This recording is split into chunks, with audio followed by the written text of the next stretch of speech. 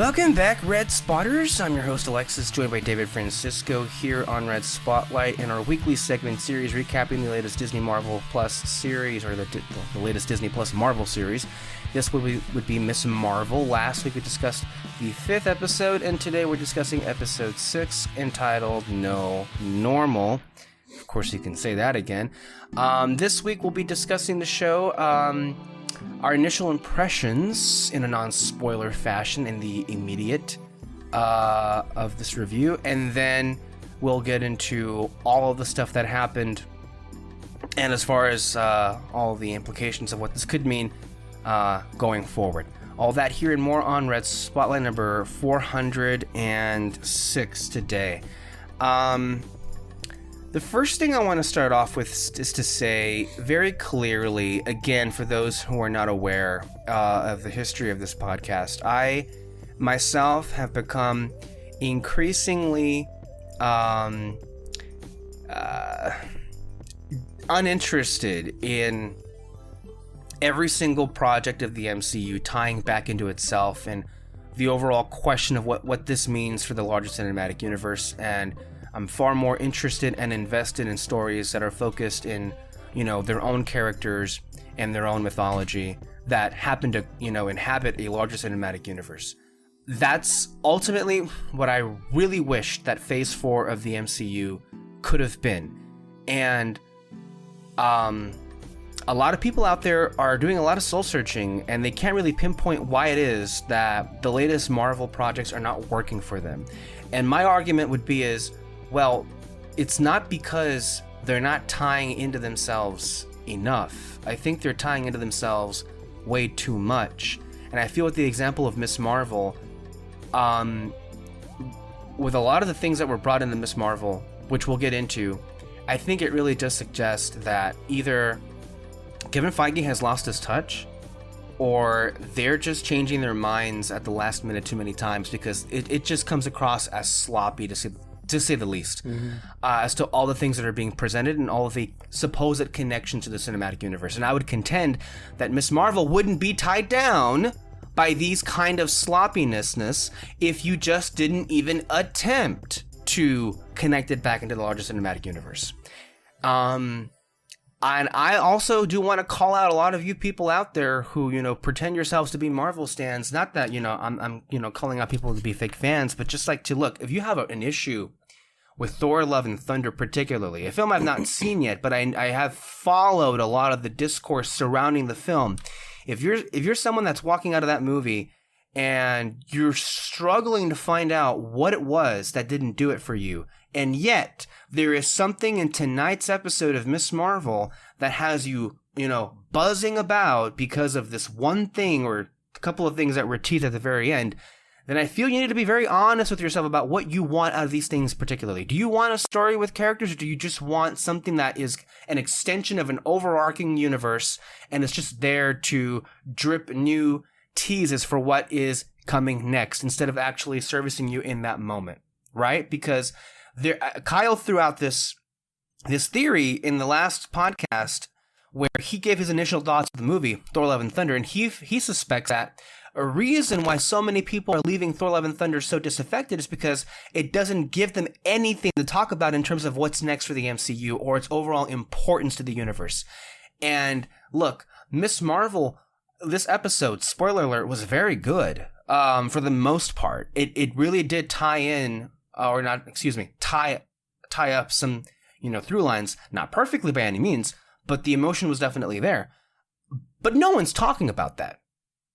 Let's just no one's talking about that. And of course, no one at all is talking about the issues that were in that episode because of one thing that happened at the end of the episode that's now, dominating the entire discourse and the entire conversation. So look, every person, expects something different out of everything, Marvel related, but just be very honest with yourself about what you want and what you expect. Okay. So I'm just putting that out there because, and I made myself very clear about what I expect because as a warning for what you might be hearing about our thoughts in this episode. That's just where I wanted to begin. So with that being said, the worry was that the episode in and of itself was going to feel rushed and not and could not possibly tie everything up neatly.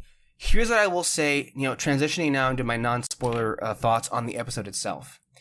As far as everything concerning Kamala, her parents, her dynamic with her friends, and all of the emotion, and even the presence of the community and how they feel towards Kamala, I loved that so much, and I think, of course, is what shines bright in all of these episodes. My wish, however, was in another universe where this show wasn't tied down to a 6-episode format, perhaps it wouldn't have the sense of all of this feeling so incredibly rushed, right? Because, Muniba, Kamala's mother, made her Miss Marvel costume off camera. And it just felt like all the very end. But that's not even the biggest issue. The biggest issue for me about all of this is the fact that, the parents and the family just seem so, supportive. And look, I love to see, families like these be supportive of their kids doing anything. But I honestly feel like we could have used another episode or two to see the family struggle to even, be okay with Kamala putting herself in danger and actually being a superhero, Muniba, I feel like, has come a long way, but it comes across as it came a long way too freaking quickly, because all of a sudden she's very supportive, she's trusting almost completely, and I don't know, does it work? Yes, the actors sell it to the best of their abilities, but you can't argue with how much better it would have felt if we had just more struggle and more time for that, that turn of her being okay with Kamala being a superhero to feel more natural instead of just being so rushed.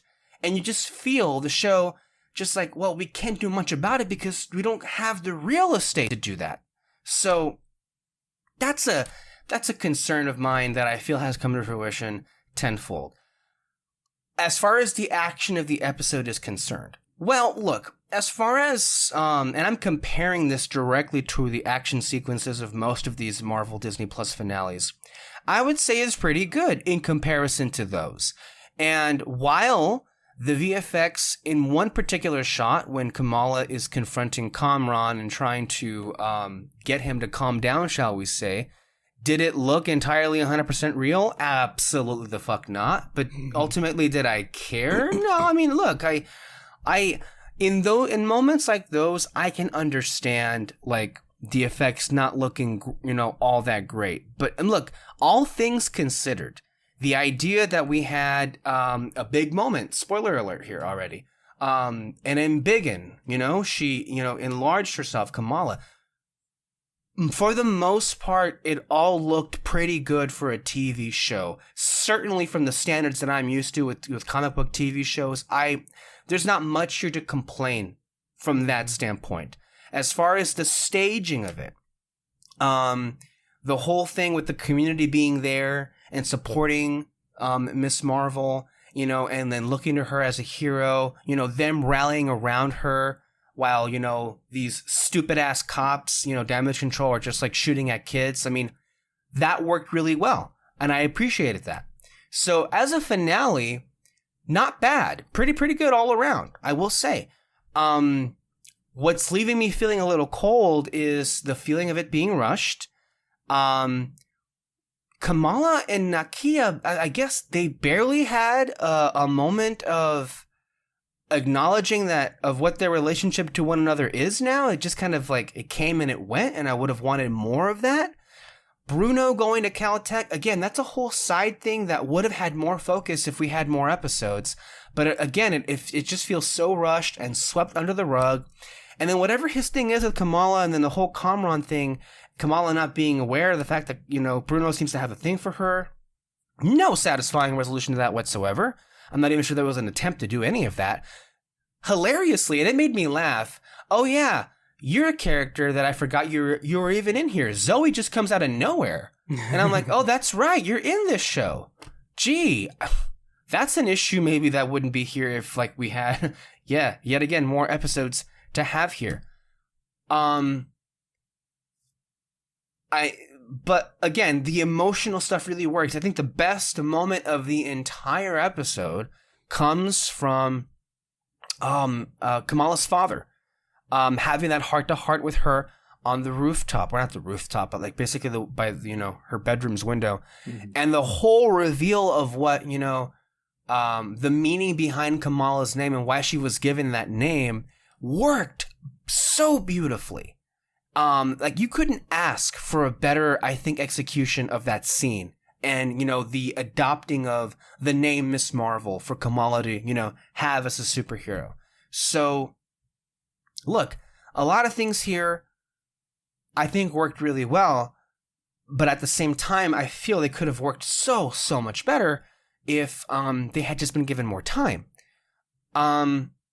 So as far as positives are concerned, that's where I'm at. David, what are your positives for this episode of Miss Marvel? Again, talking about just like the characters and the story and all of the big revelatory stuff, we'll save for the end. Mm-hmm. I mean, I kind of agree with you with everything that you just said. For sure, honestly, I could have seen this show do 22 episodes. It really could have worked. But overall, I really loved the final episode. Hold on, I'm sorry, I'm just changing the volume on mic. No, sure, that's okay. Okay, that should be better. David, can you check real quick just to make sure Audacity is recording off your mic? Yeah, it is. I can see a blue okay, snowball and everything. Thank you. All right, thank you. Go ahead. And trust me, I would have seen like a whole bunch of more lines if it wasn't. Okay, just making sure. All right. Yeah. But overall, I actually did love the episode. All of the character stuff.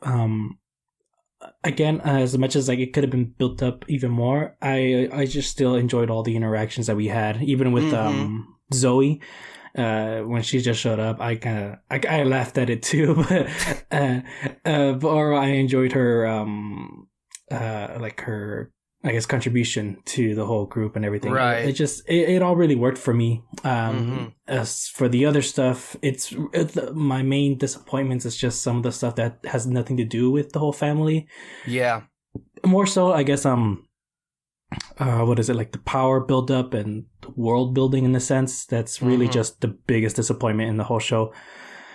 But yeah. Well, I mean, it transitioning to negatives, and unfortunately, I don't think there's any like shortage of negatives to actually have here. Here's where I'm going to start off with. Why was damage control in this show? Literally, what was the point? Again, if this was like a 22 episode show season, like we could have had a whole lot more of the damage control building up. They could have like, they really could. Oh, you know what? This is a video game. What is it? The Spider-Man Miles Morales. There's like this company who they have like basically their own military and all that, and throughout the game they're building up that like they're basically blockading like the entire section of the city where Miles lives.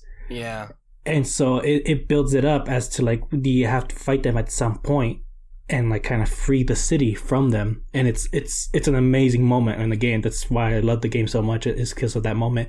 And so if they would have done that in the show, it would have been a great moment for Kamala to kind of like, when she finally goes up against them, it really could have built it up into something great. Yeah. I mean, look. I don't want to like get away from this real quick on damage control, because what are they used for really in this episode? They're just used as an entity, an obstacle to basically have some kind of adversary to fight off in the finale. That's the only purpose they actually serve here.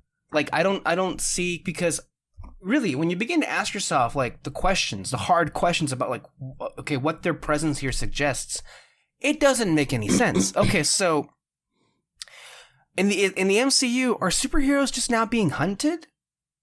Because the force that is on display here is beyond excessive for kids. And I guess the other question therein lies, the writers and the directors and producers, were they trying to use damage control to, I don't know, say something about police brutality and the excesses of, like, that police, unleash on the community. It doesn't seem like they were, even though in moments, maybe, I don't know. I mean, also completely unrealistic, because as we've seen all over the country, that community that came out in protest, the police would have, like, ignored the problem behind them and taken out their bats and their shields and beat the crap out of Muniba and Kamala's family. I mean, that's what would have happened. So, first of all, I know, a brief aside, but I wanted to put that out there. I do not know what the point of any of this was, and it just at all didn't come across as satisfying to me. I just, especially because, of course, we had villains last week that were directly tied into Kamala fighting about how, the powers that she has, and how completely, first of all, unsatisfying that was to begin with. Second of all, I mean, I don't even know how it could have been satisfying, since, the show gave those villains no time whatsoever. And by the way, we still have no idea what the fuck that was about that happened last week.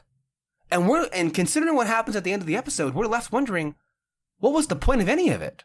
Concerning them and the Nor and this whole other dimension and the powers, it honestly, it confounds the mind, like, why these choices were made.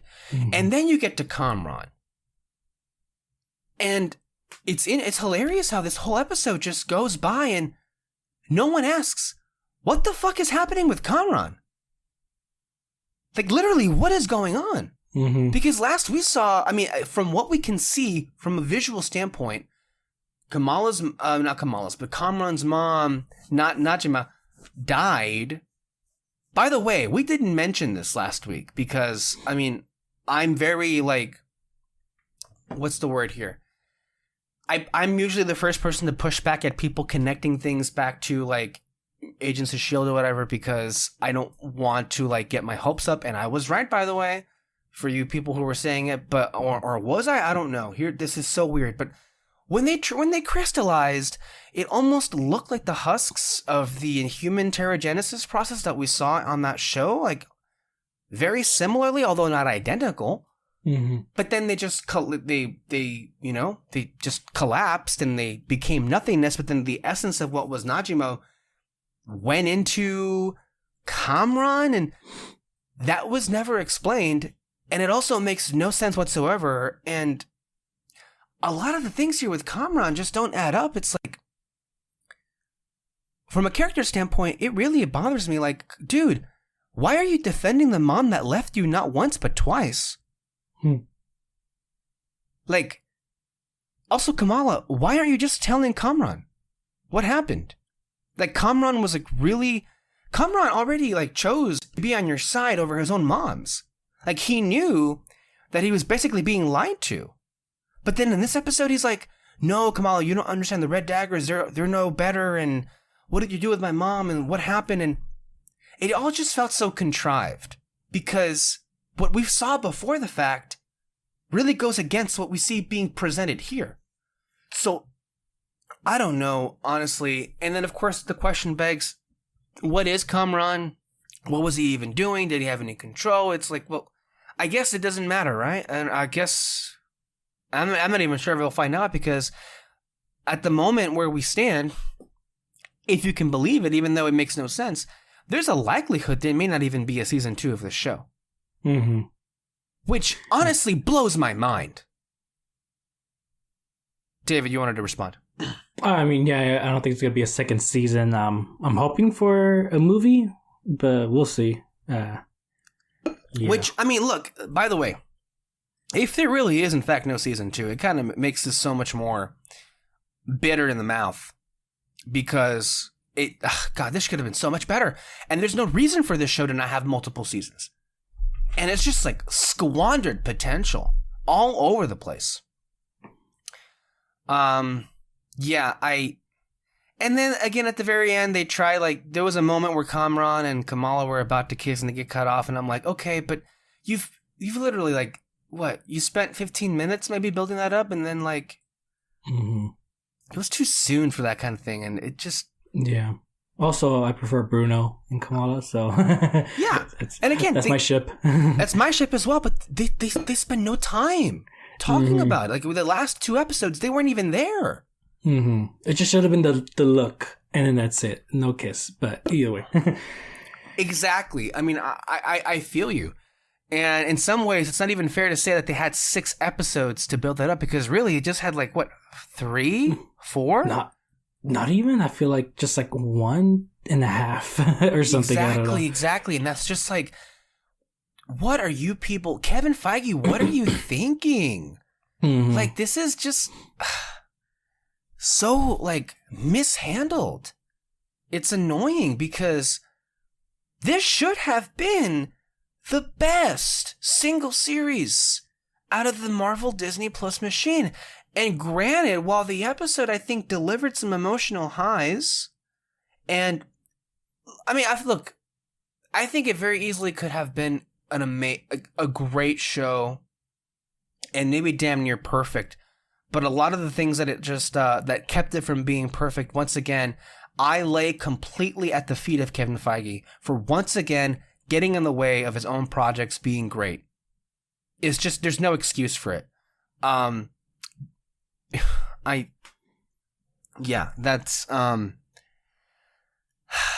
I mean, I like the costume.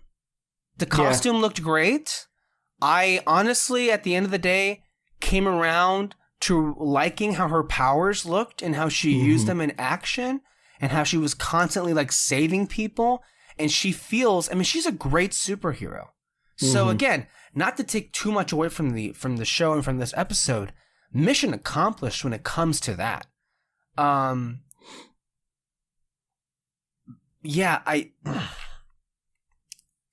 don't know if you have any other thoughts, David, before we get into even more spoilers, or the big spoilers, shall we say? I'd rather get to spoilers. Yeah, okay.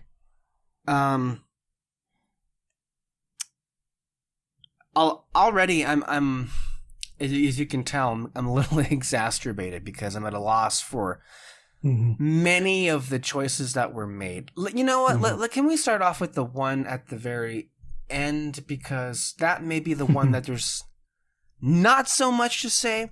So we see Captain Marvel at least we see Brie Larson at the end. I am so confused because there seems to be this debate going around as to whether or not like that was actually like Kamala Khan switching places wherever she is in the universe with Captain Marvel, or that was Kamala Khan shape-shifting into Captain Marvel. First of all, it is really bad that I don't know one way or the other. Like that that was really poorly executed because it was so freaking confusing. Yeah, I thought that too. I thought she shapeshifted into Captain Marvel, but I don't think that's what it is, because the way Captain Marvel reacted to being in the room, it's like, where the fuck am I? You know? And maybe, I mean, who knows what her situation was on the other side. Maybe she could have been in trouble or something. That's why she said like, oh no. Also, side thing, Captain Marvel's suit, way better than the first movie. Oh yeah. I really loved it. Oh my gosh. But yeah, no, I think she just switched places with Captain Marvel, which at first I was confused as to how, but then I remembered though that the bangle is Kree. If you remember the hand that it was on, it was a blue hand. Is that confirmed? So, I that's probably the only obvious evidence. Yes, we see a blue hand a few episodes back that the bangle is connected to. But of course, there's more than just Kree as blue aliens, though to be fair, mainly blue aliens in the MCU happen to be Kree, and the Kree have been used so many times. So granted, I think it makes the most sense to think that the Kree could have a connection to the bangle, I'm sure, okay. But just because a Kree was wearing it, does that mean that the bangle is Kree in origin? I mean, that's the thing. We don't have that's literally the only information that we have. It's just, you know, Kree are blue hand, and that's really it. But then, it's so infuriating because, like, again, like, well, the Kree have a connection to a different group of, like, genetically, enhanced beings called the Inhumans. Like, that also feels like it was very, clear in the connections there. Mm-hmm. I mean, is it too outlandish to suspect that okay, so because the bangle was like, it was lighting up, or it was like some kind of distress call was on it. We know in the post-credit scene of Shang-Chi, I guess she went off to go look for this distress call on the other end of the universe because of the 10 rings. And then this show also, I guess, suggested, because the bangle was found in this temple that also showed the symbol of the 10 rings. Like, is the suggestion that Captain Marvel went to the other half of the universe, found that distress signal, then all of a sudden it ended up back on Earth, that the bangle was what she was looking for, and then she just switched places with Miss Marvel? Is that what happened? That could be. They did mention in the show that there is a single bangle, that the clandestines couldn't get back home without the second one. There is a second one. Yeah. So so maybe then she did find a second bangle, Mm-hmm. but it was on the other end of the universe. Yeah. And that somehow connects Captain Marvel directly to Miss Marvel. Yeah, probably. That's okay. Yeah, we figured it out. I think we figured it out. Okay, I mean, if it's... Okay, I mean, it wasn't at all clear, by the way, in the episode. Yeah, I had to work some stuff around, but now this bothers me because, again...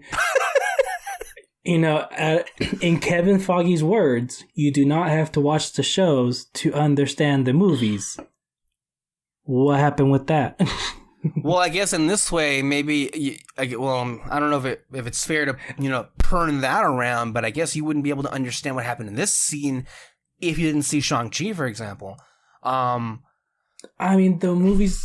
they're different. Well, if it's no, never mind. I was gonna say they're not that they're different, but I was gonna say if it's a standalone movie, then yeah, you shouldn't watch some of the other ones. But if it's like an Avengers movie, then the rule should apply. You shouldn't have to see a movie called Shang-Chi to be able to understand the context for what happens in a post-credit scene of Miss Marvel. Mm-hmm. Because one wouldn't expect a connection to exist between those two anyway. But I guess there is. So, okay, well, I guess that is clearly setting up the story for what happens in the Marvels. Mm-hmm. But then that in and of itself, okay, I guess this is going to be where we talk about the other big thing here. Is the Marvels going to be a movie about mutants? Oh, I don't think so. I think that might just be a little setup. I don't know. I mean, if what you said is true, that Miss Marvel is probably at the other end of the universe, I feel like the movie is going to be about them finding each other or something. I don't know. But then don't forget, of course, Monica Rambeau, who is the other Marvel in this, the other Marvel in question, shall we say? And here's my thing: considering the logic that is being presented to us, bare to bones as it is, but it's there. At the end of the episode, I think we're going to get into all the implications right now and, our feelings on it. But the big thing at the end of this episode was that Bruno basically looked into the genes of, Kamala's family and said that there was something of a mutation in her. And then they followed that up with the 90s X-Men theme pretty quickly. And that seemingly suggests that this is the beginning of the X-Men coming into the MCU, and that Miss Marvel is going to be an X-Man in this MCU, which is a complete retcon from her being an Inhuman in the comics, and then also a retcon from what the entirety of this show has spent so much time building up to. We'll put a pin in that and come back to this whole question here. So with the Marvels, by this logic then, even though it makes no sense whatsoever, because again, the whole history of the powers, that apparently it was a genetic thing, and the X-Men are not supposed to be like, the X-Men do not inherently pass down their powers through genes generation to generation. That's the Inhumans. Mm-hmm. Not the X-Men. The X-Men that is like genetic mutations. Is Monica Rambeau, does she qualify as a mutant then? Because remember, she got her powers when she forced her way into the Hex in WandaVision. I think chances are we can just chalk that up to like a radiation poisoning type of thing with like the Hulk or something. Mm-hmm. So I think for her it's just accident, and then she gets powers. But with Miss Marvel though, that's something else, and I got problems. Yeah, because if Monica Rambeau is not considered to be a mutant, then I guess the answer that we have here is that Kevin Feige is never going to do Inhumans in the MCU, except he is, but just calling them X-Men. Mm-hmm. Because from what I'm seeing, that's what's happening here, and that opens the door to a whole bunch of problems. Okay, let's just get into this whole thing. My problem, you know what? My problem that I'm seeing right now is, on principle, it is very annoying to me that we had this show tie in to the future of the MCU in this big of a way. But fine, if you're going to do it, okay. Then the problem then becomes that this reveal seemingly ruins all of the time. Ruins as in like it completely feels as if your time was wasted then, with all of the time that this show put in to literally explaining what Kamala's powers were, what her origin is.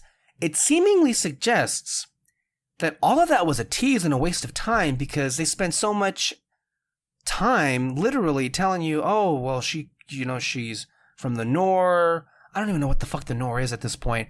Or like, oh, she's a Jinn, but I guess now she's not.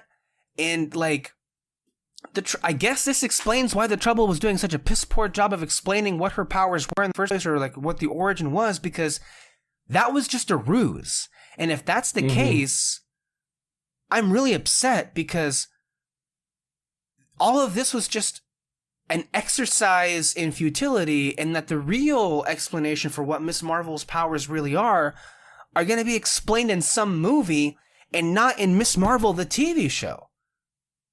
And I as a general rule, that irks me, because you're seeing a storyline be sacrificed from where it should have been on this show and being saved for some other place. And I feel that does Kamala Khan really dirty. So that's just where I start off with. You, David, your reaction to this, because there's a lot to unpack. Yeah, so I mean, yeah, like you said, this just confuses her power set. Before it was just genetically passed down, and so I have a crazy theory as to why Kamran had like his powers were going crazy.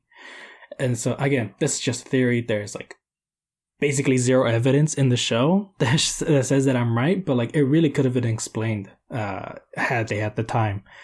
But the reason why I think Kamran's powers are going crazy is because he didn't have like something to ground him to our world, basically. They said that in the show, actually. It's like your human side connects you to this world, the noir side connects you to that one, and so that's why you have these powers and blah blah blah. But the bangle is what kind of gave her the connection to her powers, and kind of like was sort of like a conduit between the noir and her human side. And so that's why because Kamran didn't have anything like that, his powers were going crazy. And so it's just kind of like, for me, that just kind of seems evidence that like her power set comes from her genetic family, her noir side. But because now they added in the whole mutation thing, and it's fairly obvious that this is a mutation, a mutants, an X-Men type of reference, I just don't like that at all, because the whole point of the X-Men, like mutant gene, is that it's supposed to be an evolutionary sequence. This is like the next part of our evolution, and that's why people don't like mutants, because it's just kind of like it's abnormal and all that.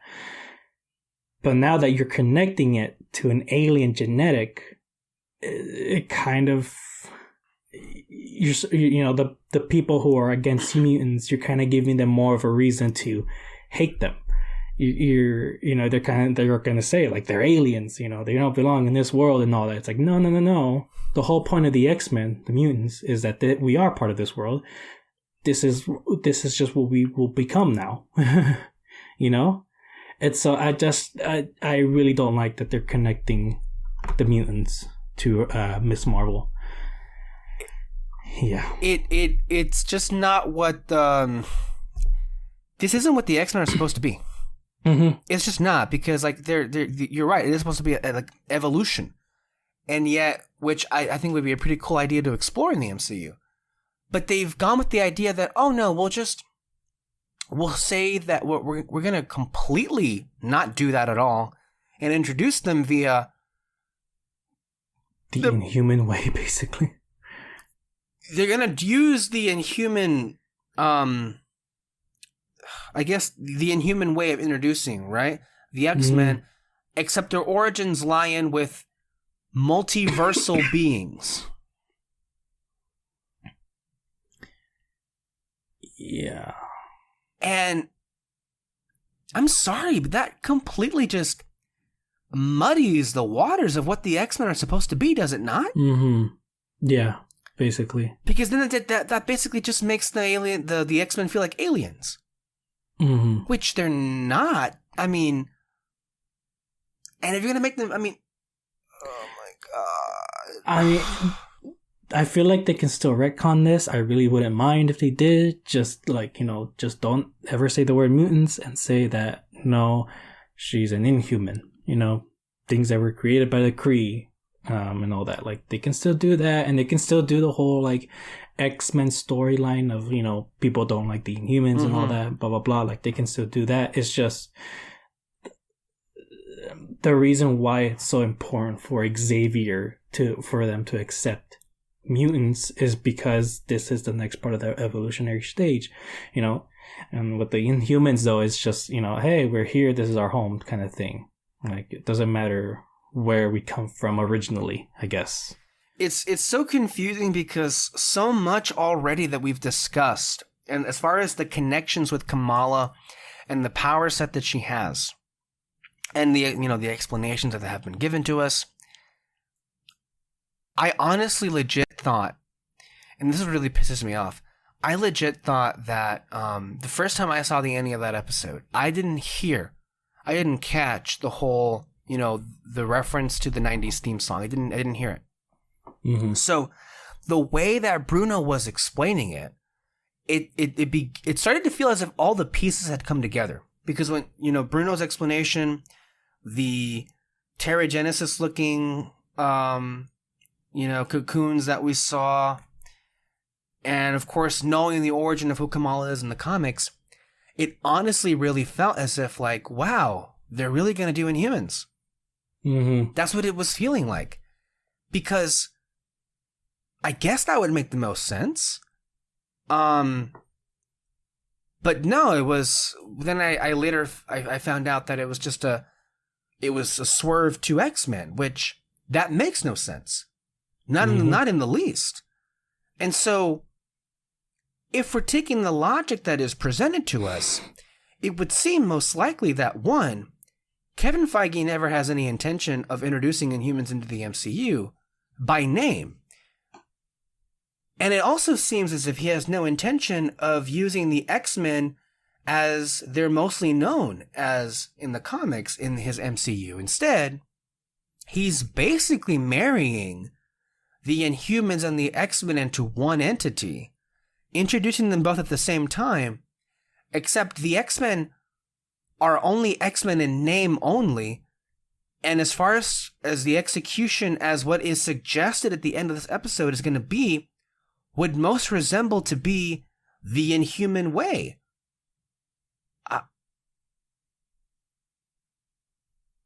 I don't even know how he pulled that idea out of his ass. I don't even know how he feels this would go over well. Mm-hmm. Yeah, I think it's just because they got the rights now to Fox, and people were so like X-Men. He might have felt rushed to introduce them or something. Or, I mean, not rushed. I think he even said that he was going to take their time on it. But I don't think he really cared for... But then again, this feels rushed. I know that there was a lot of the press today from the people behind the show were putting the idea out there that this was premeditated and that this was always the plan. In my discussions with Peter, he very much believes that this was a last-minute decision.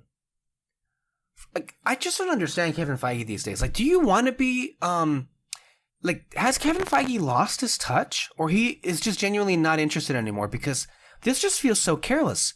How do you think it's okay to do a last-minute rush job introducing the X-Men of all things into the MCU? And in Miss Marvel of all places? Mm-hmm. It doesn't make that much sense.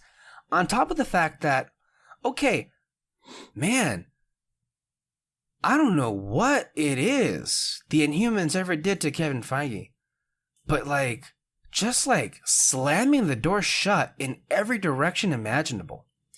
And I personally, part of what is enraging me so much is this show, and even a lot of what already exists in the show, very easily could have just been used as the bridgeway to introduce Inhumans into the MCU. Mm-hmm. And honestly, look, I just go back to this, and this also extends to our discussions that you and I have had about the issues that we have with Kevin Feige not just going ahead and making the Marvel Entertainment shows as established canon, like with Daredevil. Daredevil and the Defenders, for all we know, are not... The events that happen in those shows are never going to be addressed again. But those characters are absolutely coming back. It was reported, even though we told you years ago that this was going to happen here on Red Spotlight. But yeah, Vincent D'Onofrio and Charlie Cox are going to be an Echo. Yeah, that's going to happen because we told you already. But see, those characters are coming back, but their storylines and the events of those shows are not, and they're not going to be treated as established canon. When I see no reason for that not to be the case. And so, I know a lot of people say, well, the Shield and human stuff was so complicated. Well, look, basically, with what we see here in Miss Marvel, you had the perfect opportunity to, very simply introduce that Inhumans were a thing in the MCU. It was right there. Yeah. It was within reach. Mm-hmm. And... Actually, sorry. Yeah. Go ahead.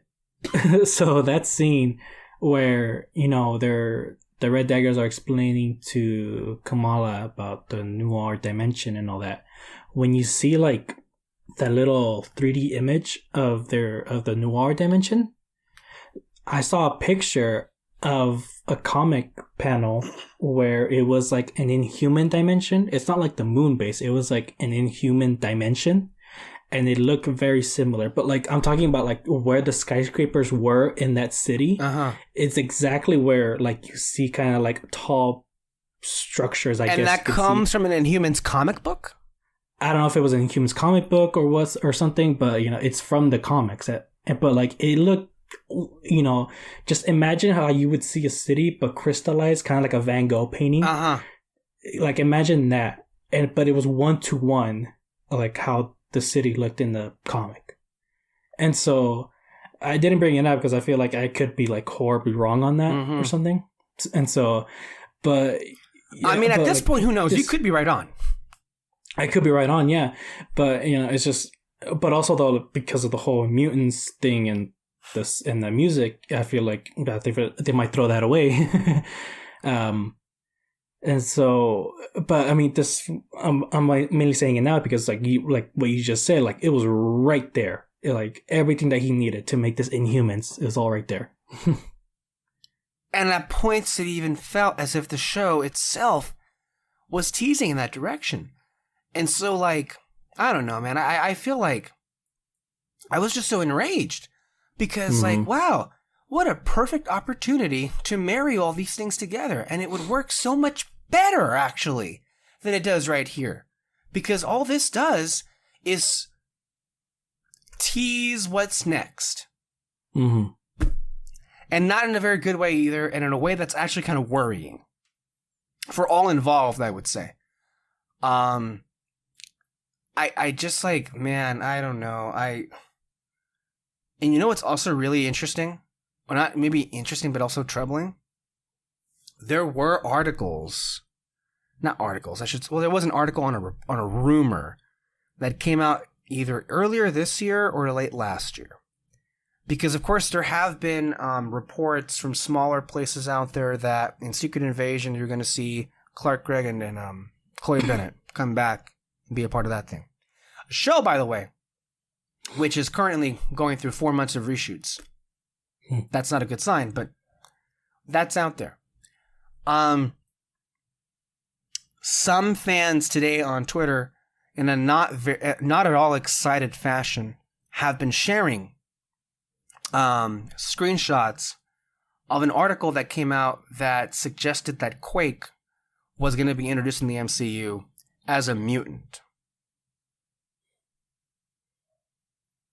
And when you put that side by side with like what happened in this finale, all of a sudden, that doesn't sound like a crazy idea. Yeah. And that is so incredibly disappointing.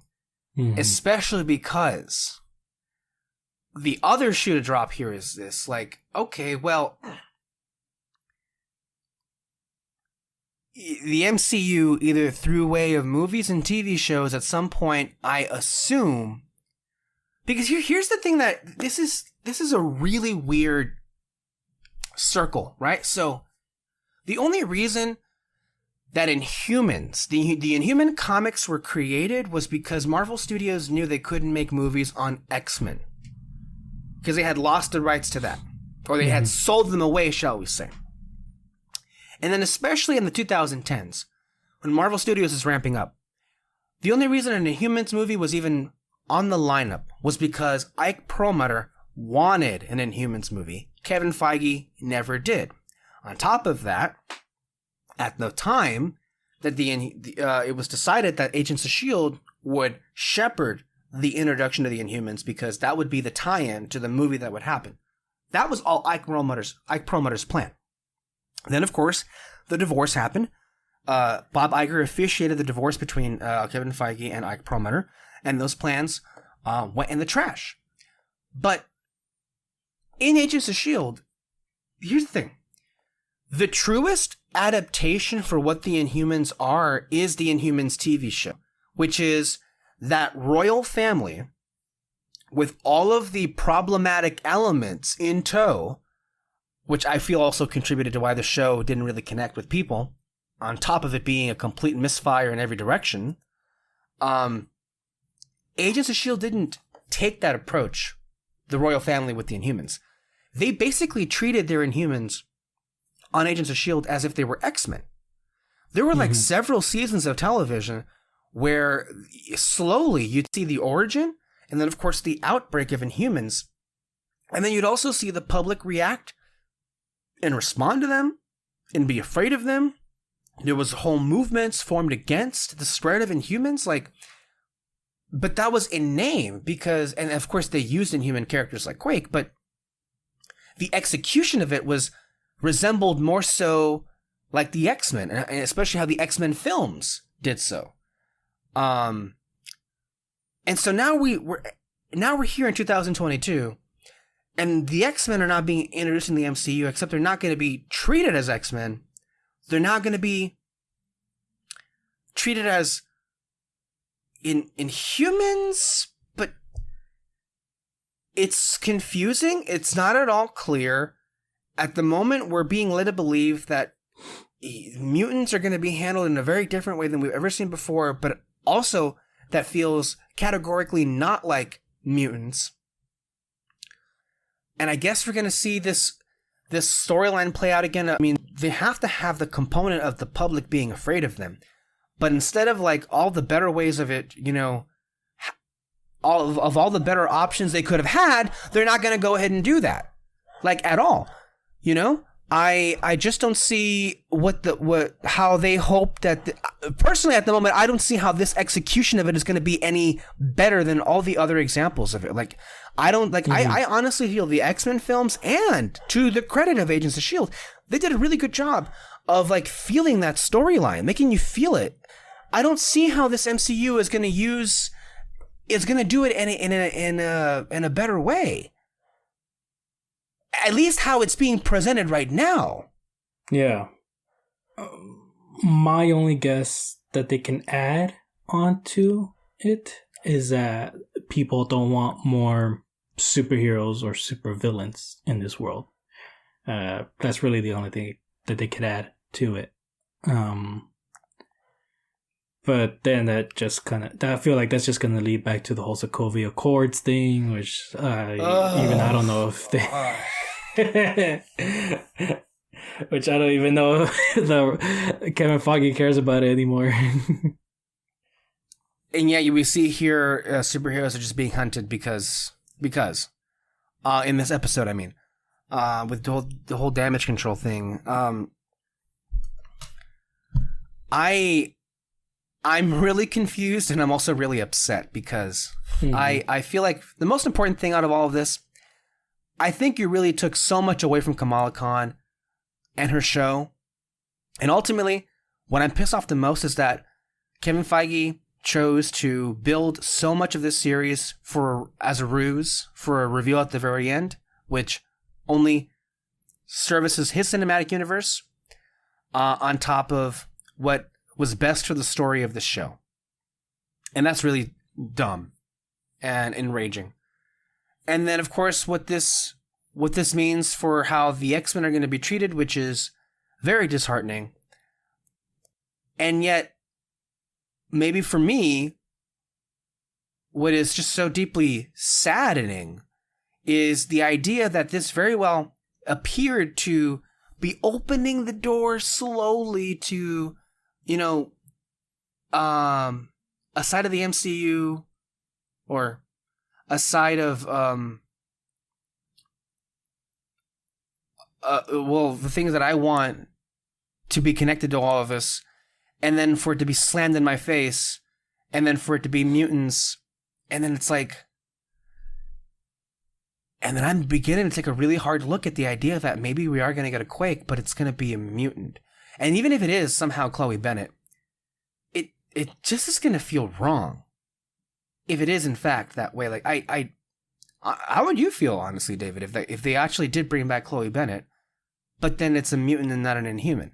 Like, it's just like, it's the same way of asking, like, well, how do you feel about seeing the new Daredevil show? When, like, I mean, it looks like them, it sounds like them, but it's not actually the characters, the exact same versions of those characters, and it's just, it feels highly elaborate, sloppy, all over the place, and then also just, I don't know, on some level, kind of insulting. Your thoughts? Yeah, I don't like it because a big part of her character was that she embraces the fact that she's inhuman. Yeah, literally. So like she had a whole mantra about it. Like that was her identity. Yeah, and so to just kind of change it into mutant, I don't like that. You know, I mean, I really wouldn't mind if they went with like the X-Men story of like, you know, humans versus mutants and all like that kind of thing, but just adding an Inhuman to the name instead of mutants. I really don't mind that. It's just keep it as Inhuman. Don't change it to mutants.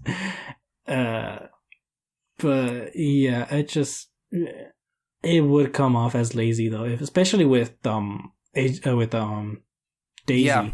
Because, you know, how many seasons? 7? Yeah. 8 seasons of a show to just kind of take credit for. But, you know, you just want to change a few things and all that. Like, that's really not fair at all, especially to the people that, like, really worked on the show. I mean, it's textbook Feige. It's like it's taking the pieces that he likes and then throwing everything else away, which, at least for fans of those individual things like you and I are of S.H.I.E.L.D., it would feel highly disrespectful. I mean, to say the least. But I mean, look, so far we've seen him use a lot of those actors from those old shows to his own devices. Again, we've already seen Charlie Cox and Vince D'Onofrio. We've seen even Anson Mount return as Black Bolt in Multiverse of Madness. Do you think, though, and I don't even know, what would be worse to you? I'm going to give you two scenarios here. Him bringing back Chloe Bennett. I'll give you three options. Him bringing back Chloe Bennett as a multiverse version of the Quake that we saw in S.H.I.E.L.D. Him bringing back Chloe Bennett as a mutant Quake. Or him doing Quake, but a mutant and not at all Chloe Bennett, a different actor. Wait, what was the third option? I was confused. I was hoping you wouldn't say because I was coughing. I'm sorry. Yeah. The last option was, what if he, and let's be honest, with my luck, this would be happening, right? So, the one instance which he decides not to bring back an actor from an old series would be the character of Quake. And he just completely recasts. And yet, and then this version of Quake will be a new Quake and a mutant. I actually wouldn't mind that one if he turns her into a mutant, right? Just because, then for there's sure, a separation. This is a separation for sure. But the second option, basically turning her mutant with the same actress, that would be the worst one for me. Because at least if it's a multiversal character, then he's not really claiming the character in a sense. It's like, okay, this is from a separate universe, one that I didn't create. In a way, that's kind of what to me, that's how it would come out as. But if he just turns her into a mutant, then that's more. Yeah, I'm honestly not even sure which is worse at this point, because I would not very much be appreciative of Chloe Bennett being in this MCU with this whole bullshit storyline of her being a mutant. So on paper, I would prefer somebody else coming in and claiming the character of Quake in this MCU. However, what I'm not thrilled for is, come on. At this point, if that were to happen, then you're telling me that Kevin Feige is literally cool with bringing back any actor from anything that in Marvel Entertainment except literally even Anson Mount came back, but you wouldn't want to bring back Chloe? Do you have any idea how freaking weird that's gonna look like? At that point, it would be very hard to deny this guy hates that show and has something against it. Yeah, but then none of those options.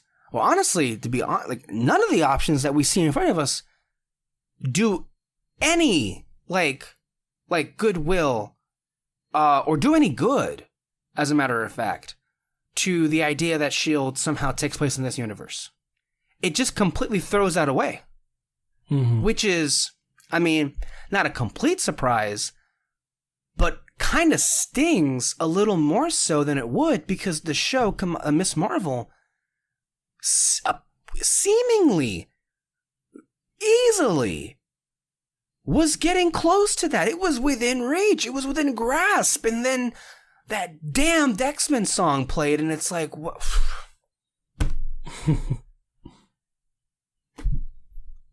I don't know. All this does is make me feel even more trepidatious, or maybe not. Well, yes, but my position as a fan of the MCU is left in a much more precarious state, I think is the better way of saying it, because I'm not on board with a lot of the directions that were established here. And I kind of feel like I know already, how I'm going to feel about what this would look like. And it just doesn't seem like it's gonna work out, at least the way that I would want it to, and that's very disappointing. I mean, what's more disappointing is, I mean, are we really not gonna see a season 2 of Miss Marvel? Because that's so upsetting. Miss Marvel was so good. Yeah, honestly, I think this might be my favorite one. Yeah, I think so. I think it really does beat out WandaVision. A lot of it mostly because the last action scene is far better. Far better. Than WandaVision. Far better, yeah, yes. Far better executed, sure. far better handled. I mean, again, to be fair, of course, WandaVision, that battle, shall we say, was a little bit hamstrung because of COVID restrictions. But, I mean, yeah, that excuse only goes so far. I mean, I think the biggest problem with the WandaVision finale was the overall, not the staging of it, but I mean, that whole last episode did a lot of damage. Let's just be real. More damage than I think good. But here in Miss Marvel, as far as the characters and the emotional like resonancy of it all, it was. They did the best they could do with it only being 6 episodes. It was pretty good for it being the finale of a 6-episode show. Yeah. And I mean, honestly, though, if they're going to keep up with that 6-episode season, I really wouldn't want a second season of Miss Marvel. I'd rather just make a movie, you know? At this point.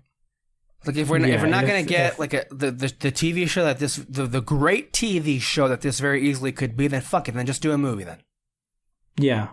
If at the, honestly, like, I know I said 22 episodes, but at the very least 13. Yes! This could have been. Yes! If they announced that, I'm all in. I would be so fucking excited. But for some reason, they're sticking to 6 episodes. Although, and then this is where it gets even more enraging, as if that couldn't be achieved in this episode. She-Hulk is going to have more than 6 episodes.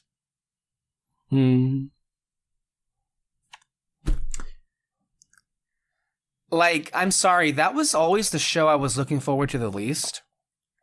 And especially after that trailer. Yeah. I don't know. I don't even know if, I mean, I'm going to watch it. I'm going to watch all of them for sure. I just, like, I have no expectation at the moment for that to be any good. And the idea that got more up, I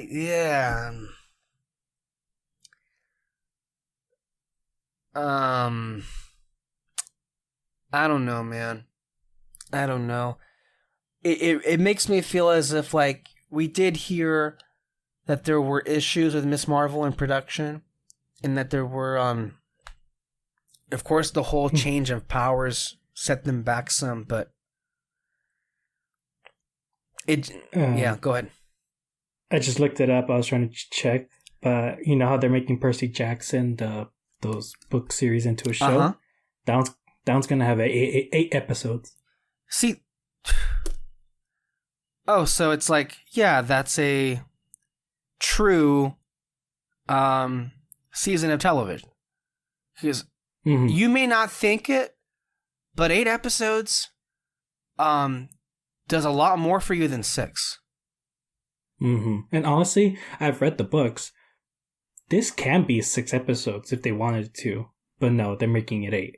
And so I don't know what's going on there. It's just weird. Yeah. I mean, as a reminder, I know we mentioned S.H.I.E.L.D. I mean, S.H.I.E.L.D. did the best, I think, with managing 22-episode seasons. More so, especially with the 4th one, where the whole Ghost Rider arc was actually 8 episodes, and that felt like its own complete season.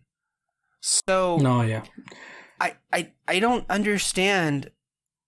Also, I do want to say, I never have believed and still refuse to believe that report that every single episode of a Disney Plus Marvel series spends anywhere between $20 to $30 million an episode.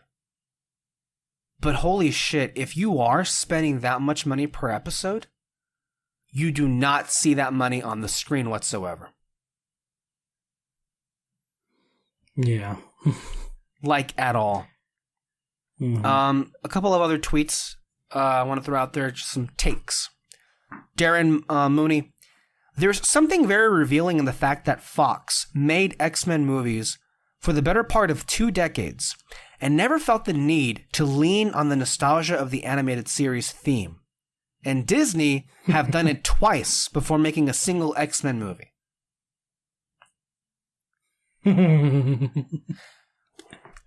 That's so true. It is. And also, I saw the, because I was curious, although maybe in retrospect I maybe shouldn't have been so. I did see the making of Multiverse of Madness on Disney Plus. Don't see it. Don't see it. What a waste of time. What a waste of time. Like, I think maybe you get 10 minutes maybe of Sam Raimi talking.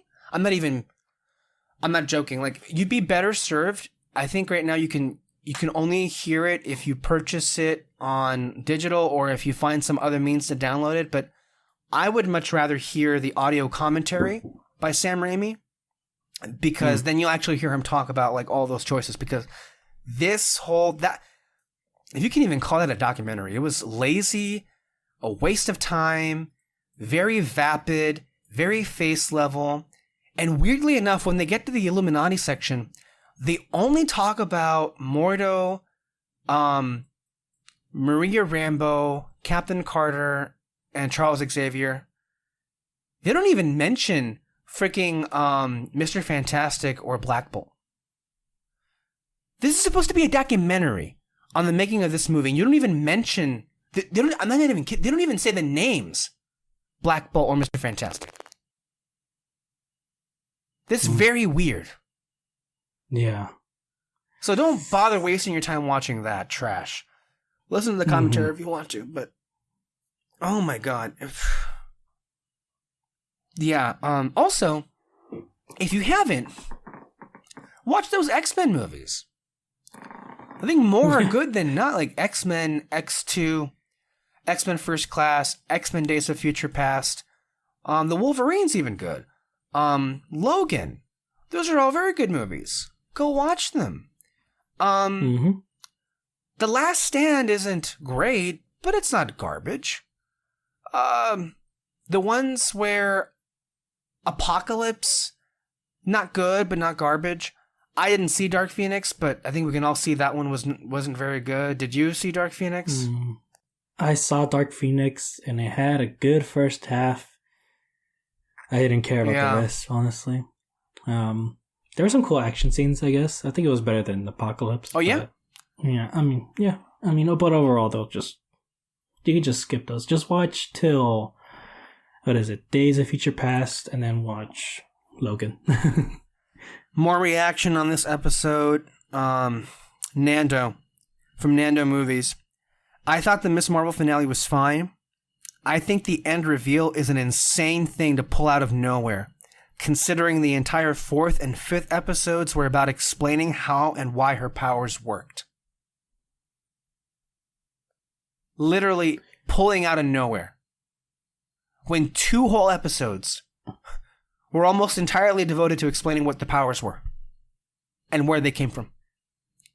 Yeah. Also from Nando. I understand. Well, let me see here. Excuse me. Nando got a reply from some guy and asked, from what I understand, she is still from Noor, so is all her family, but we know the bangle didn't work with everyone. There was something unique about her. She is both Noor and a mutant.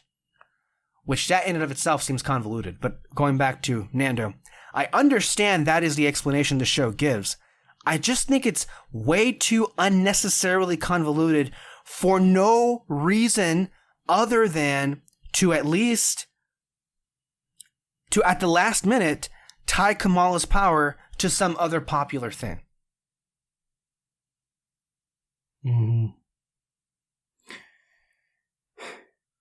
I don't know. It's just so confusing, honestly. Like, it really is just that them adding the theme to X-Men that just throws everything off. Like, if I hadn't have heard that, I would have been so confident that they were just like, it's just a retcon thing that they'll change it later. It's fine. But now I'm like, I don't know. Yeah, I didn't send these to you, but I'm gonna go ahead and I shared, I believe, funnily enough, I think it was 2 weeks ago or it was last week, I don't recall, where I shared these YouTubers' clips to basically like be against everything she was saying. Grace Randolph, who said like she wanted more tweetable moments from the show. Well, I mean, she got them, didn't they? Sim for the very end. Well, what do you think she says now as to her response to this finale? And again, this is why she's very interesting to mention, because her opinions, you can never predict what she's going to say. You really can't. And I mean, I have some clips here that I think, ironically enough, fall more in line with what you and I have been saying. So here goes nothing. Once again, Marvel attempts to get us excited about something going on in the MCU by saying a lot of cool stuff is coming up next. And while I'm usually in favor of that, I think it's one of their best strategies. I think that the things that were set up here are so sloppy and make no sense that I not only don't think it works, but the X-Men stuff, as a major X-Men fan, makes me kind of angry. And we're gonna break that all down. I'm actually very angry about it. So unfair. I mean, I'm sorry Kevin Feige hates the Inhumans so much, but it's getting to the point of ridiculousness how much he's willing to destroy to avoid putting them in the MCU. He's like, I'll take down the X-Men. There ain't no way I'm putting the Inhumans in here. And you're like, why? I mean, I love Kamala Khan, but she's not an X-Men. This is how the X-Men are introduced into the MCU main timeline, not with a bang, but with a whimper, through a back door as an assist to help a struggling character who has had nothing to do with the X-Men in the comics up to this point. She doesn't even hang out with them. That's 2 X-Men references in the MCU so far, plus one horribly cruel fake out. And so far, all Feige has gotten right is the damn theme song. I don't know why he's so hooked on that theme song. I mean, it does give people the nostalgia feels, but it's the least. I don't think anyone's gonna be like, hey man, at least the theme song is here. I don't care what else you do to the X-Men, as long as I hear the do-do-do-do-do, do-do-do-do-do. I mean, I'm getting to the point where I hear it, I'm triggered that something bad is gonna happen to the X-Men, quite frankly. I wonder if there's going to be an announcement at Comic-Con because of this. I mean, the X-Men are now officially on the board, but I mean, come on, slow your roll, Feige. You haven't even gotten the Fantastic Four yet. So that's another thing. Like, come on, man. Don't mess with us X-Men fans. We've suffered enough, and we were hoping for the MCU to finally get it right. But this so far is really not encouraging. Kamala Khan clearly gets her powers from the Noor dimension. Her great-grandmother had these powers, and Kamran gets these powers. Are all 3 of them mutants? And even if they are, mutant powers are not inherited. Every single mutant, even if they're related, has a unique power set. There can be similarities, but they all differ in some way. And then, so Kamran could not. How could he have the exact same power set? It makes no sense. Kamala Khan is a mutant, then what was the point of the Noor dimension? You don't need it. Or anything that was explored in this entire season with her moving backstory, which I thought was great. I mean, it negates the thing that her grandmother said about how her great-grandmother and her husband, the love of a human and a Noor, came together to create something much bigger than either of them could have created alone. Mutants? I mean, that was a beautiful speech last episode, and now the whole thing is just moot. It was a waste of our time, because apparently it's just mutants. And again, I guess it's because, Kevin Feige was like, well, I have to get the Inhuman thing in there, but he won't do Inhuman, so it's like, they could have just left it alone, man. All right.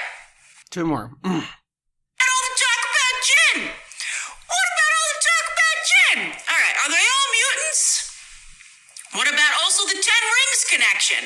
Which, by the way, Captain Marvel didn't recognize as Kree technology in that post-credit scene. So how does this all connect besides through Ms. Marvel? Does Ms. Marvel connect to every corner of the MCU and then kind of not to any at the same time because it's just too much? Whatever happened to Kevin Feige keeping it simple? Because this is a convoluted mess. All right, so let's, on that note, Yeah. Sloppy for Marvel. Basically, I've never seen the MCU be so sloppy as it is in this season finale. And I feel like the MCU just has lost its mind trying to make Ms. Marvel happen at any cost. I would say that's a pretty fair analysis of things, considering how convoluted everything comes across in this episode. Mm-hmm. There wasn't anything in there that I think I object to, honestly, with how this is. Yeah. That did what is it? It's so confusing. However, she did bring up something that is interesting. In less than 2 weeks from now, Comic-Con is happening. And Marvel is going to have a big presentation. And I have to imagine we're going to get a big answer to... I mean, it seems, considering like what's already been teased, they're going to announce an X-Men movie. Probably. Or maybe even a series. Fantastic Four, probably, too. Yeah. I mean, I know it's already announced, but like I feel like they're going to make something big out of it. Because, I mean, at this point, I feel like they don't have really a lot to go off of on X-Men. So, yeah. I don't know. But I do want to say this as the last thing I will say here. Isn't it funny how a lot of people seemingly gloss over a lot of the problems here? The second Feige gives them a little bit of like, oh, here is what's coming next, people. Now go ahead and be excited about it. What happened to all the talk of like, oh my goodness, is Phase 4 having an identity crisis? Look what happens when you just drop in the semblancy of nonsense. Yeah, before we go, I don't know if you'll say much about it, but it seemed that you really liked Thor: Love and Thunder, and that you, alongside Alexis Moreno, Kyle Lira, and Peter Martinez, seemingly not all really liked it, and all really couldn't understand why people were so upset.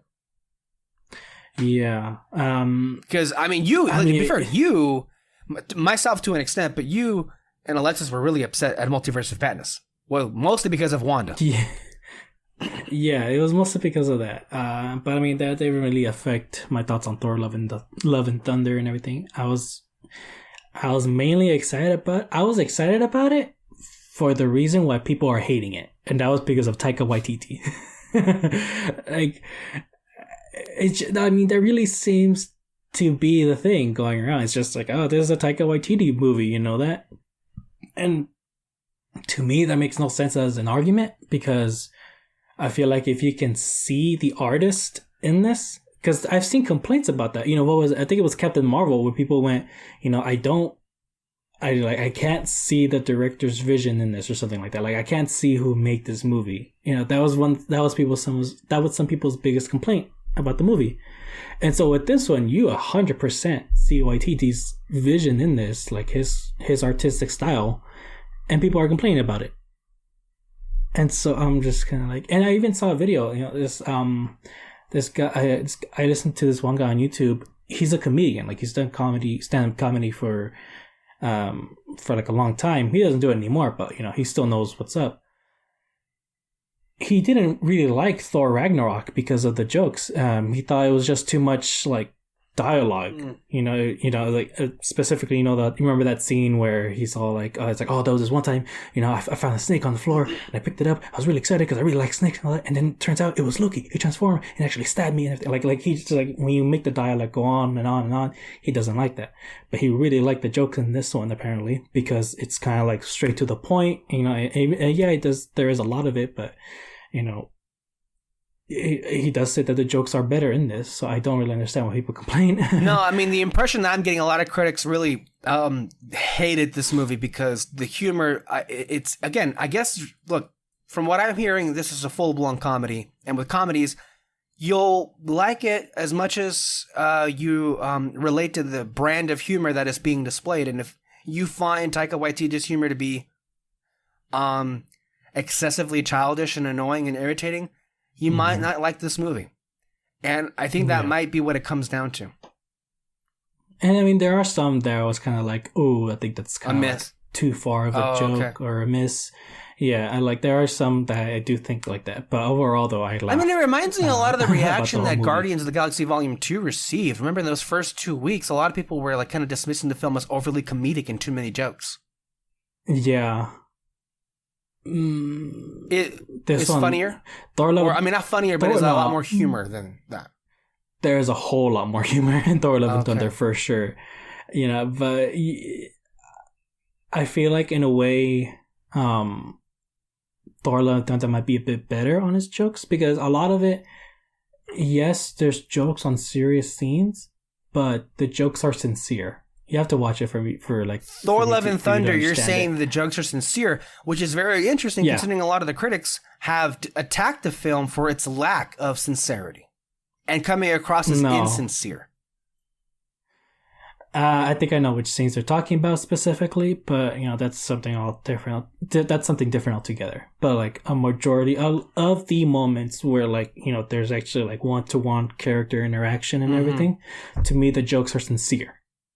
There's some other ones where it's just kind of you know they think it's kind of like bad faith, but I disagree. But whatever. As far as the problems are, I mean, look, I think the one that I haven't seen it. Maybe you yourself are going to be like, yeah, I saw it, or maybe I didn't really notice it all too much.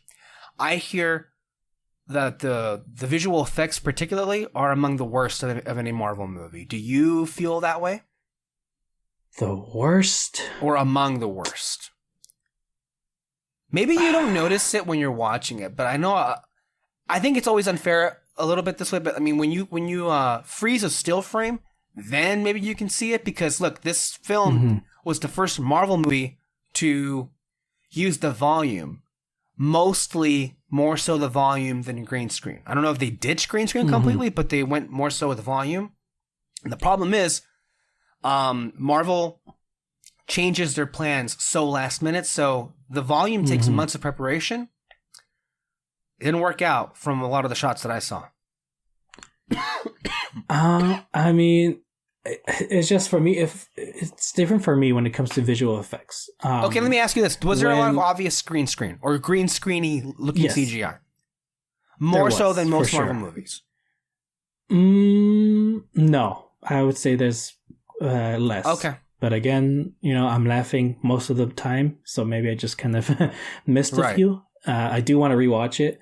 Maybe I'll probably watch it tonight. I don't know. But yeah, there were some obvious green screen moments. It's just for me when it comes to like CGI, if there's a scene where I'm like, okay, this is where they put most of their money in, you know, then I can forgive and almost actually forget some of the bad parts, you know? And so, so to me, if people are saying this is like among the worst, I don't think so. I think Black Panther is still one of the worst.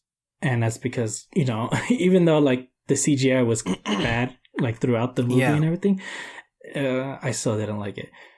But when it comes to like the bad moments in Thor Ragnarok, you'll for sure notice it. So I don't know. I don't think it was one of the worst. I'll say that. Also with Thor Love and Thunder, have you heard, I think it came out yesterday or today, Marvel Studios mandated the movie to be under 2 hours. And the biggest critique I heard back from Peter about the movie was that it needed more time with some characters. And that in moments it felt rushed. What the hell? Yeah, what the hell then? Why would you mandate this to be less than 2 hours? Really, the movie that from all appearances has been the one Marvel movie in a while that is far more concerned with its characters and fleshing out its story, that's the movie you decide, you cannot be any longer than 2 hours long. Really? Yeah. And that's one of the biggest issues of the movie is that its pacing, it's pretty off. You're like, oof. Like you're really just moving from one scene to the next, and you know, they gotta make the dialogue just so fast and kind of like straight to the point. Yeah. You know what I mean? So yeah, this for sure needed to be longer. it just like, especially like, even if you added 10 more minutes, that would still make it like 2 hours and 10 minutes. That's still pretty short by a lot of the recent films. Like, I don't remember, like, yeah, Multiverse of Madness was a little over 2 hours. The longer ones, I know both Eternals and No Way Home were over 2.5 hours. I don't see why you couldn't just add it in there for a better movie. But again, sometimes making the best movie possible is not on the mind of Kevin Feige. And I'm just going to say it. I don't know if it comes across this way to you, David, but it seems like maybe Kevin Feige is either biting off more than he can chew, or he's just losing his touch. I think he's just handling way too much. I mean, he's got the movies, he's got the shows, and I think you mentioned like before, like he goes up to the sets all the time, to see how everything's going. And I mean, I don't know why you want to do that. There's a thing called Skype. You could just call them up and be like, "Hey, how's everything going?" So I feel like there's just too much on his plate, but also though he's keeping things way too open. Miss Marvel is one of them. Like we're going back and forth of like, are there mutants, they're Inhumans, what is it? The problem is that it's way too open, because like I shouldn't be able to think like there's still a chance that that they can retcon this. Like I really shouldn't think that. It should be set she is an Inhuman or she is a mutant. And so him keeping things way too open just leaves very, very little room to actually develop your world, develops even your characters in a way. So yeah, that's really the problem. Because in the beginning, there was never a plan in this whole Marvel universe, but there were small things that he could control. The first phase being just set up these characters because we got to build up to Avengers. Like, that's really it. There was no style between all these movies. They were all different in a way. And I think the only thing that they kind of agreed on was to keep it grounded as possible. That's why Thor was supposed to be an alien from the very beginning, but now they just completely changed that and they made him straight up into a god. And that was in Ragnarok. And so now, though, they know they can do whatever they want now. People would watch, like, they know that, but they just kept them way too open for themselves now, and that they don't really know what to bring in, or what they should take their time on or something. So I don't know. Yeah, guess we'll see where this all goes. But thank you, David, for being here on this very interesting and confusing hour and a half. One of the more confusing episodes I think we've had in quite a long time. And it just makes, I don't know, like, I should feel very happy about the finale, and I'm just left bewildered and sad. And that's, yeah. And we should say we did, I mean, I don't know about you, but like, I really did love the episode. I was laughing from the very beginning when she told everyone, it's like, I am the light girl. Yeah. And they're like, who? It's like, Nightlight. They're like, oh, I had no idea. Like, that was funny. Hilarious family interaction. When the brother came to the school later on, and she was like, Mom, superheroes don't need chaperones. God damn it! I loved it. Yeah. And the way they stopped stalled the damage control. Oh yeah, basically making it Home Alone in the high school. That was hilarious. I loved it. That was so good, and they are smart kids, so like they're capable of doing this and everything. It's so good, and I love the way she saved everyone after Kamran was going crazy and everything. Like they, and I guess this in the first episode, like I feel like there's not really gonna be a big villain in a sense. Like it's just gonna build up the community, and they're all going to accept her as a superhero. Like I said that from the beginning. That's what happened. And I love that moment where they all came together. Even the police came together to like protect her. It's on the flip side, of course, David, with the Noor or Najima and her people, the clandestine. I should say the clandestine. I have no understanding of them whatsoever. Still, the whole thing ended. I don't know what they want. I don't even know why they want to go. And at the end of the day, I think like they're handled so terribly. You can make an argument they were some of the worst villains that have ever been in the MCU. Maybe the worst. But again, though, it's because he kept it too open. If he had just said from the beginning that they're from a dimension where they are called Inhumans, we would have been all in on them. I probably even would have understood why they wanted to go home. Right. You know? Yeah. Because from what I get in Agents of S.H.I.E.L.D. and from what I get from the comics, I would have been like, oh yeah, they're not going to be accepted here. Like, of course not. So no wonder they want to go back home and everything. Right. And so if he just set it up from the beginning, what they were, they wouldn't have been as bad as we would be talking about them right now. All right, well, I guess we'll see where this all goes. Thank you so much for being here, and thank you all for listening. Be sure to stay tuned to our podcast for our review of Thor: Love and Thunder at some point, as well as everything else going on in the world of movies. I know later on this month we have Nope coming to us from Jordan Peele, which we're all so very excited for. And yeah, so much more going on. Stay under our spotlight for more podcasts, anywhere you listen to podcasts, and we will see you next time. Bye-bye. Bye.